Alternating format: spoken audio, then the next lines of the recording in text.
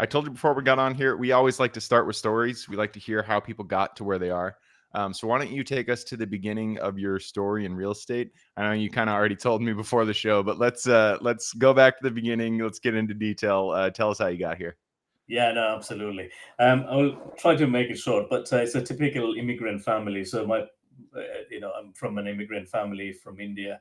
We came with 150 pounds in their pocket, my parents' pocket, and then we survived for a few months with that sort of thing. And I was always driven to just come out of that to be successful. And then I did my MBA. During when I was doing MBA, I was also trying to do side hustles to pay for my university fee. So when my friends were partying, I was actually trying to sell my mates' parents, the second-hand clothes and these and sort of things, and that sort of things. I was trying to pay my bills, and also at that time the website, the internet was just picking up, and so I started learning how to code and create websites and things like that. So I was trying to sell websites to the local establishments like the restaurants and shops, etc. So I was trying to have a lot of side hustles to pay Do off it the all, thing. yeah. Yeah, exactly. And then I did my MBA, and then I started working for different corporate companies and organizations, and I ended up in a Formula One media business, and I was the commercial director for a few years, and then running for a few years, and then left and started my own sport business, a private network called iSport Connect, which is now the world's largest private network for sport business professionals from US, UK to Europe to Asia. We got 26,000 C-level to mid-level executives in sport. And it was flying, and then COVID happened. Mm. And during COVID, it's a service-based business.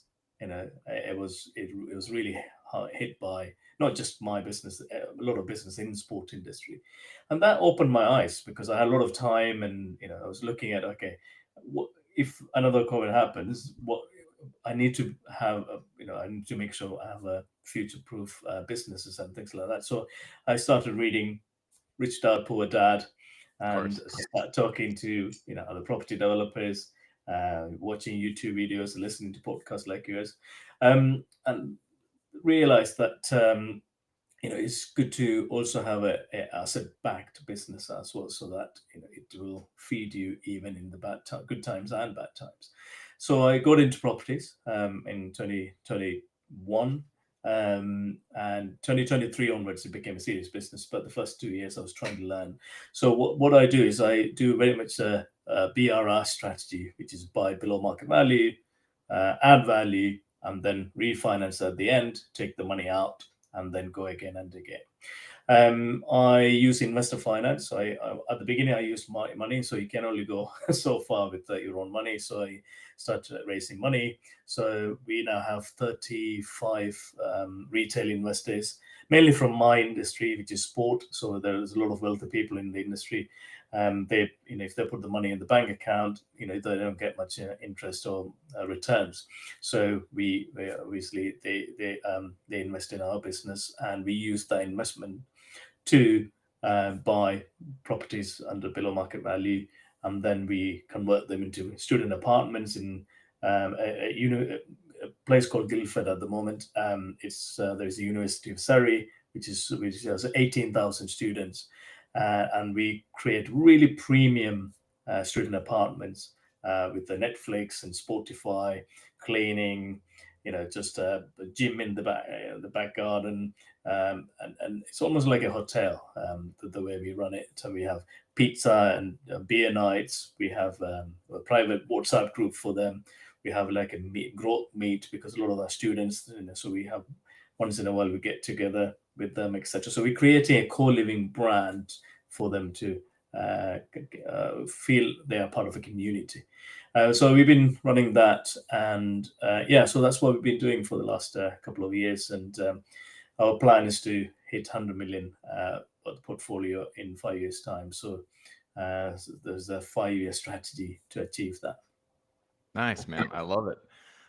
So a lot of questions pop into my mind. The first one that kind of gets me interested is why student apartments. So you got into you got into real estate in 2021, Yeah. and usually people start in long-term rentals, and they go to multifamily, and then they kind of branch out from there. Student housing is a very unique, a very niche product. Obviously there's a lot of opportunity there, but I'm curious what kind of brought you to want to get into that niche. So I started with other strategies, the long-term buy-to-lets and things like that. And then obviously in the UK market, there's a few government changes and suddenly the interest rate gone off the roof and things like that. So the sort of typical buy-to-lets didn't, working for many of us. And then I thought, okay, and I live in Wimbledon, which is not far from Guildford, where this university is. And I started exploring other strategies, and then I realized there is an amazing opportunity here if I focus on student apartments, because you're not just depending on one, from a one apartment, not just from one income. You have 10 tenants in one apartment, and then you have 10 rents coming, etc. So you have much better return and much better cash flow compared to the single buy to lets and things like that. So that's why I thought of changing my strategy. To be honest, the government policies forced me to change the strategies, and actually, I don't, I'm enjoying it because No it's regrets. no regrets, no regrets. There you go. Nice. So, yeah, let's dig a little bit further into the strategy itself. Student housing. Obviously, you're aiming at students, so you're definitely you're geo focused. You want to be very close to universities, to community college, places where students are, obviously. So, where are you looking for? Like, how far away from a university do you search? What type of properties are you looking for? Before COVID, people used to happy to walk and take public transport, etc. At least in the UK towns, it's become a bit lazy. They like to they like Not to only in the UK, don't worry about it.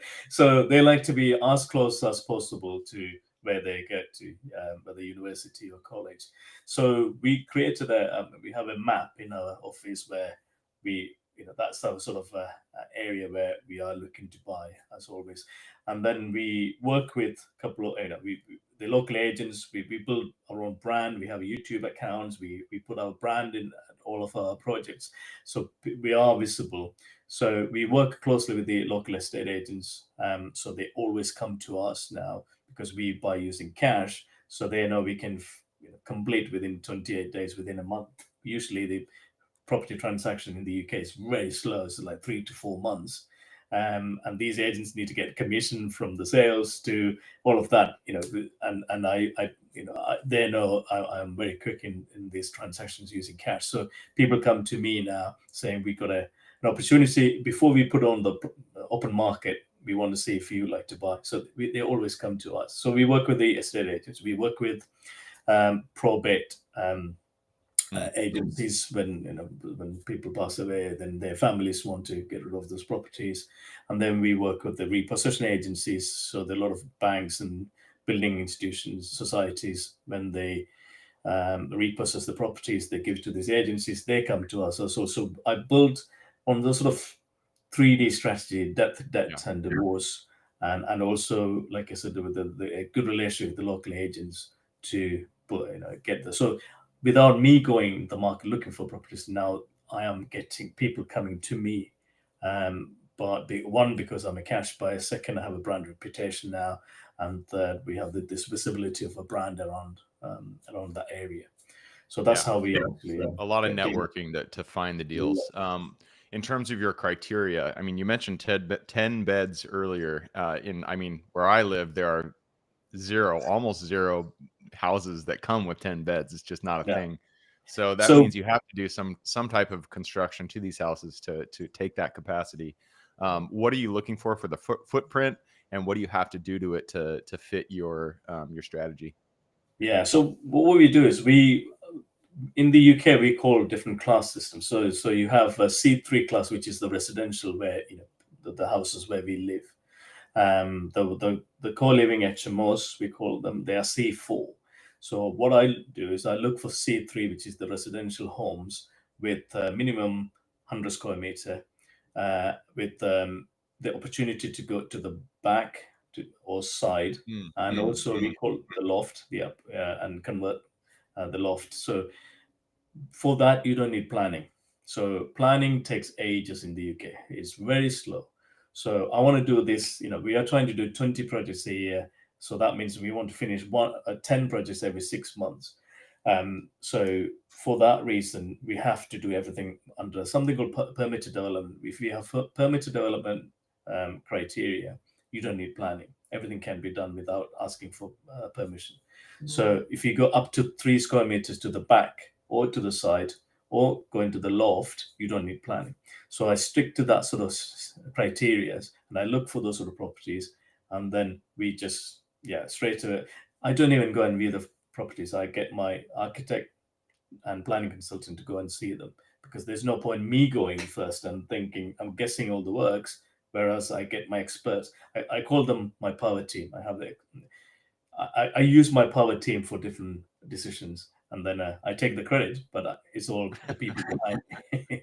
So the main criteria is to make sure we can do everything under permitted development, so we don't need planning to convert into this 3-bed house. Usually comes with a massive reception in the front. We convert that into one of the bedrooms. With all the rooms have en suites, so we also make sure they are big size houses, big rooms. So what we do is we look for a big reception, and then we convert that into an ensuite, a bedroom with the ensuite in the front. Then you got the kitchen and dining room as a big open lounge kitchen. And then we go to the back to have 2 bedrooms, again with ensuite. So you have three bedrooms in ground floor. Then in the first floor, we reconfigure the 3 bedrooms to have en suites as well. So you have another 6. Sorry, another 3. So now we have 6. Then we go to the loft, and there we try to have 2 in the back and 1 in the front, so that you get 9. And then we try to squeeze in another one in the side of the ground floor as well sometimes. So not always we get 10, but we try to get between 8 and 10. So it sounds like you're you're probably not taking it down to the studs, but you're definitely doing a lot of reconfiguration within the walls. Yeah, people love that because they see the before and after, those floor plans, and people love seeing. Good for the Instagram. This is brilliant. Because we usually show the first, when I present, I get invited to speak at events, etc., and then I actually put this first floor plan on the big screen before floor plan and say, this is a 3-bed house, and we converted this into, I don't know, 8, 9, or 10. So, how? It's just, and then we start showing all of this, and I can see this excitement in people's faces, and that's the excitement I have as well when we do that. Yeah. So what is? You got 10 individual units in there. So what's the square footage of one unit? We try to have minimum 10 square meter. 10 square meters. So it's like 100 square feet, 100 and no. I don't know how to do that conversion. Yeah, exactly. Around that. Yeah, that's right. Okay. So okay. Big, I was gonna say when I was in college, I lived basically in a closet, so you don't need much. I had half of that. I was sharing with another mate. There you go. So So, and also we give, like I said, TV in every room. We have really high spec beds, mattresses, the laptop desk, the wardrobe, the chest of drawers, mirror. So it's fully furnished. That was going to be my next question. Yep. Okay. Fully furnished. We get Netflix, Spotify. We have cleaning. We have, like I said, we now started having gym in the back garden, because in the UK we have this long back garden, so which is underutilized, and kids, they don't use the garden; we just sit in there. So we thought, how can we optimize that space? And then and also a lot of them wants to do, go to gym, and they all care about their wellness and health. And so we thought, okay, why don't we add value by creating a gym in the back garden, so they can go and so we divide that gym into sort of 2. One is where people can do the weights and everything else. The other one is almost like a yoga area if they want to do meditations or yoga and things like that. So yeah. Nice, very cool.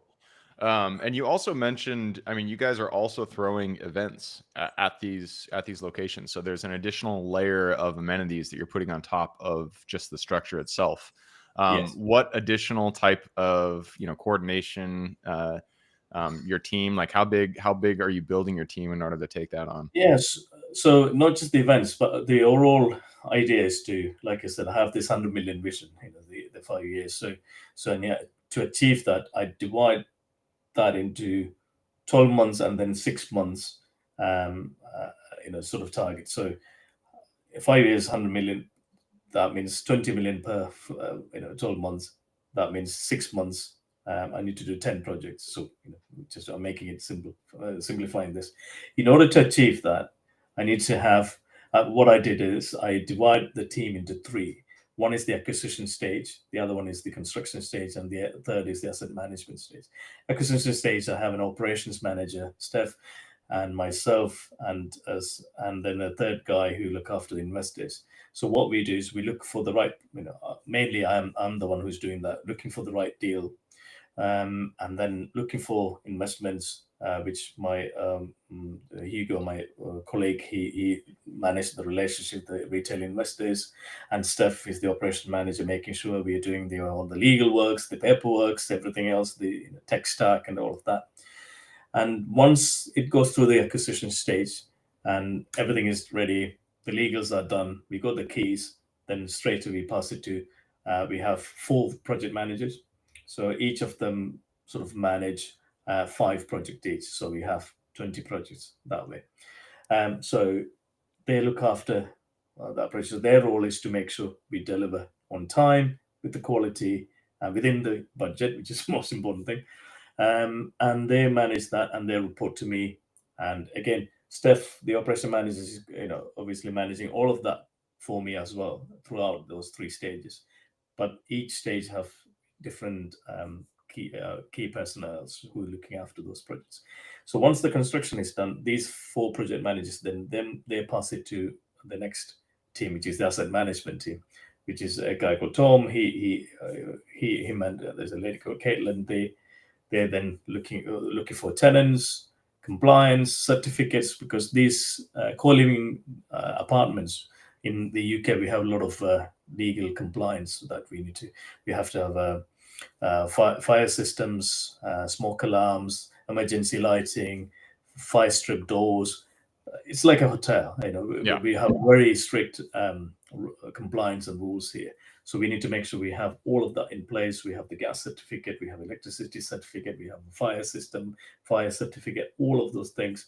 So so all of that is done by the asset management team. So we have these 3 teams just making sure we looked after. And then on top of that, we have this, I call it associates, the architect, the structural engineer, my broker, my league, the solicitor, making sure they all are doing their jobs with my own team as well. So it's the internal and external team working together, almost like a sausage factory, just every and it's going well. And the power, I call them, they are my power team. I mean, I appear in podcasts and I get interviewed and things like that, but the real work is done behind the scenes, and I take the credit. But they are the team is what gets it done, that's for sure.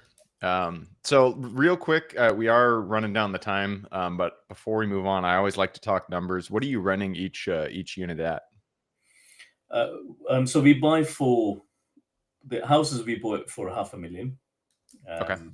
And then we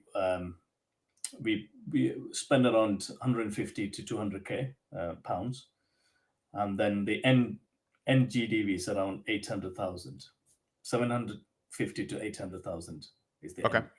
And then we get 75% mortgage on that 800,000. So that is enough for us to take the money out and go again and again. Yeah. Sorry, is that what your question was? Well, that would be my second question. My original question was, what do you rent? What are the students paying in rent?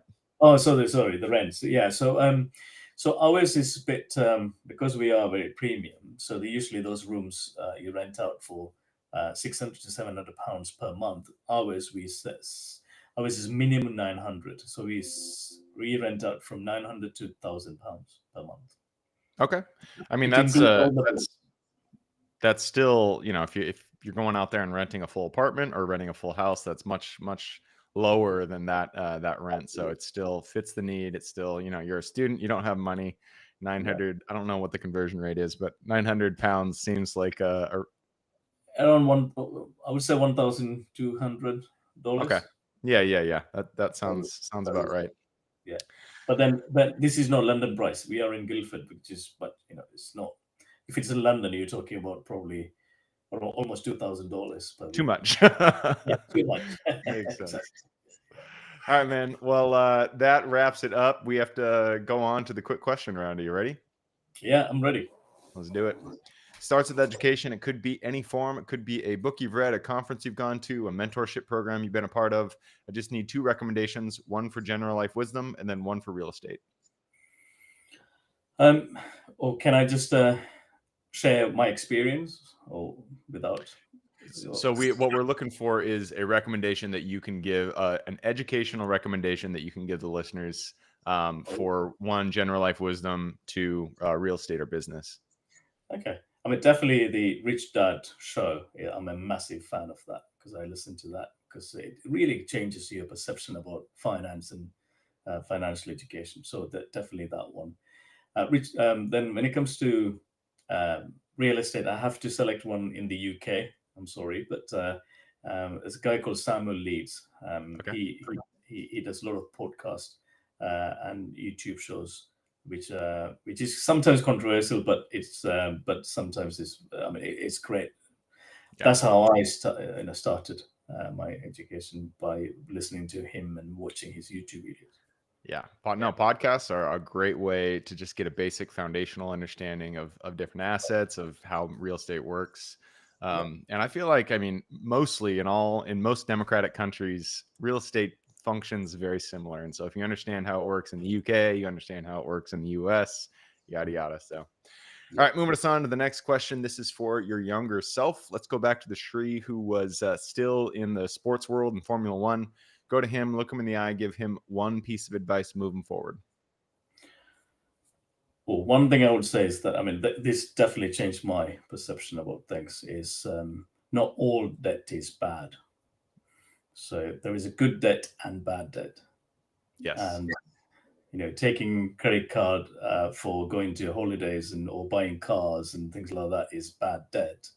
But good debt is where you actually raising finance to buy assets, and then they will generate cash flow for you, which is much higher than the interest you pay for that debt.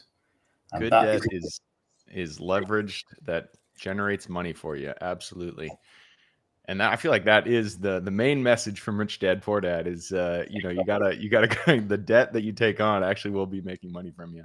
Absolutely, because we grow up thinking every debt is bad. The society always taught us that debt is bad.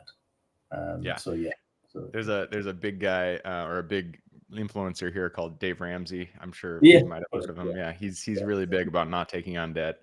I feel like his audience is a little bit different, but when I hear that, I'm like, you really should distinguish between the different types of debt you can be taking on, because there is good debt. Some debt is actually very helpful to you. So that's a good lesson to learn. I'm going to move us on to the next question. This is usually it's about the US, but you're over there in the UK. So I'm going to take it over to the UK. So what city in the UK are you most excited about investing in today? Definitely not London, because London is matured. So I am looking at potentially going to north of the UK. So a place called Newcastle. That's my next investment target area, purely because Saudi invested in their football club, the soccer club in Newcastle. There's a lot of investment coming to the place, and I think that's the place for the next 10 years to grow. All right, I love it. All right, next question. You've already kind of touched on this a little bit, but I'm going to ask it one more time, and you can kind of wrap it up in a bow. It all starts with getting in contact with the seller and penning that purchase agreement. So what is your favorite way to generate leads and find new deals? Definitely network and building relationships. And the personal brand is so important, because people buy from people. And if an agent wants to come and give you a deal, they need to trust you. So your reputation and your personal brand is so key for that. Yeah, And that's always why I like to recommend everybody out there, if you have the inclination to start a podcast, it's a great way to build your personal brand, a great way to build authority. And it's also a lot easier once you get the ball rolling, once you get kind of the operations behind you worked out. All you do is sit down on a Friday and have a couple conversations with great people who know a lot about an asset class that you don't. And it really builds your personal brand. So I always like to recommend when you are trying to build that authority, that personal brand, get on podcasts, start your own podcast, anything like that. I totally agree. I mean, instead of paying $30,000 for a mastermind or a guru, just start a podcast for £30 or whatever. Just buy a simple mic and start interviewing people, and you can learn from them and grab their wisdom. So it's a free education for you and build your personal brand. Absolutely. All right, next question is about lessons learned. Not every deal that we get into goes the way we expect it. In fact, just about every deal, something is going to go wrong. And that's when we get to learn a lesson. So, what was a deal that went a little bit sideways for you? And then what was the lesson you pulled from it? So this was the initial, the early stages when I thought every deal is fantastic for me, and you look at the numbers and everything else, and you try to make it work, even when there is a chance that it won't work. So this was, I mean, first deal was really good, second deal was good, the third deal I think I became a bit, you know, You can say overconfident. it, cocky. You got overconfident. I wasn't sure whether I can use that word here, but there you go. Yeah, so I was a bit cocky, and then I thought, oh, it's fine. I'll make it work, and I paid probably over by £20,000 because I want that deal because it's on the same street as the other two and everything else. So and then obviously I also misjudged on the construction cost and everything else. So anyway, I ended up paying more than I should have paid, and then at the end, I couldn't get the GDV I want, so I ended up leaving some money, which is fine. Over the years, it will be fine, but I should have stick to my my numbers and discipline. So Warren Buffett always said that you don't have to be the smartest, but you just be the most disciplined, and I didn't do that, and that's my learning from Yep. that. So, Yeah. And that lesson has been echoed, your episode 500 something, that has been echoed across so many different episodes on this podcast. People, investors, we really get excited, especially when we're just getting started. We get excited about deals, and then we start to fudge the numbers in our mind. We're like, oh, this doesn't matter that much. That doesn't matter that much. But never do that. Stick to your criteria to the T. Do never deviate from it. If the numbers don't work out, it just doesn't work out, and that's all there is to it. You can't do anything about that, and so you have to walk away. It's the hardest thing you're gonna do, but you're gonna regret it if you go forward with a deal that doesn't stick it to your criteria. I've made that mistake myself. And so it's something that, you just don't want to learn the hard way. How about that? All right. And so that's the lesson learned. Let's go to the highlight reel. We all have those deals that kind of stand out in our mind. They're the stars, the ones that everything was just kind of aligned. And so we really enjoyed the deal, and we got had a good ROI at the end. What's a deal that kind of stands out in your mind as your highlight deal? it has to be my first ever student apartment because I didn't join any courses or anything. I just learned by doing it. And I did the calculate risk and everything else, but I stick to my numbers, everything, and I created my power team of architect. And I said to them, I'm going to do this with you guys. We have to do it together. And the numbers is real. I mean, it did work, but it's it's about doing the first deal. It's just that mindset, just I can do it. And that's the reason why I still love that deal. This is the best. I mean, there are some other amazing deals I've done over in the last 24 months and more than that now. But I still love my first deal because not because of the numbers, because it helped me to build, give me that confidence and say you can do this. So yeah. Yeah, doing the deal that proves the model to you is so important. And it's always why I like to tell people listening, if you guys are out there, you haven't done a deal yet, just get the first one done. It doesn't have to be a home run. It just has to make a little bit of money, but it'll give you the confidence to get that ball rolling. You're 10 years down the line, you're going to be so thankful that you did. You just need that first deal to kind of prove the model to you. All right. And that leads us to the very last question. This is for the listeners. You've given us a lot to think about. I'm sure people want to reach out, get in contact with you. This is a two-parter. Where can they find you? And then what can they expect when they reach out? They can reach out to me on LinkedIn. If you type my name, Sri Varma, on LinkedIn, maybe you can put on your show note. And they could ask me one or two advices. No selling, but any advices. I'm always here to advise people, to give some advices if I can. So yeah, anything to do with the properties, entrepreneurship, or business, I'm always here to help. Perfect. I will put that link in the show notes. So if you guys want to reach out, all you got to do is click the little more in the description. It's going to pull down that full description, and in there you can find Shree's links. All right, man. That wraps it up. Thank you very much for hopping on the show. I really enjoyed it. Thank you. Absolutely.